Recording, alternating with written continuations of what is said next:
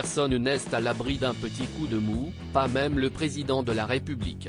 À la fin de son déplacement aux États-Unis, début décembre, Emmanuel Macron a accordé un bref entretien au journaliste Mohamed Bouafsi, qui a suivi le voyage du chef d'État outre-Atlantique. Accusé par certains de privilégier la scène internationale plutôt que la France, Emmanuel Macron a assuré vouloir défendre les intérêts du pays. En tant que président, il ne faut surtout pas écouter la musique du moment parce qu'elle change aussi vite que le moment. Comme disait le général de Gaulle, j'ouvre le journal pour savoir ce que je pense, a d'abord lâché le président avant de déclarer, « Moi j'ai un cap, j'ai une détermination depuis le premier jour. »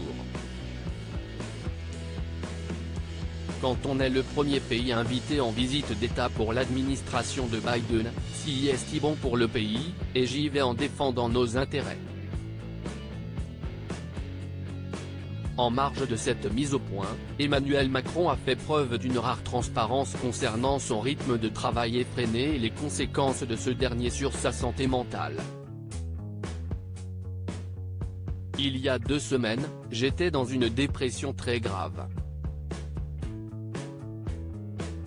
Il y a 1 mois, j'étais en train de faire le travail de tous les ministres et du Premier ministre. J'étais le Rémi Brichat de la politique française. A-t-il confié pour appuyer son application en tant que chef de l'État. Ce n'est pas la première fois qu'Emmanuel Macron est concerné par des histoires de surmenage. En mars 2019 déjà, un de ses proches avait confié aux Parisiens qu'il était trop investi dans son travail.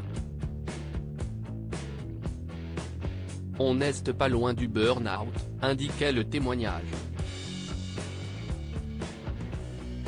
Fatigué, Emmanuel Macron ?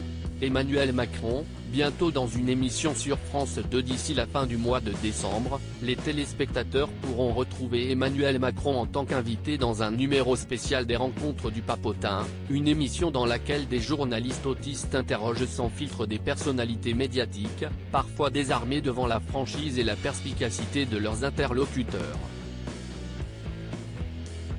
Le programme, qui a reçu des invités comme Gilles Lelouch, Camille Cotin ou encore Julien Doré, a d'ores et déjà tourné son numéro avec Emmanuel Macron, enregistré le 28 novembre dernier.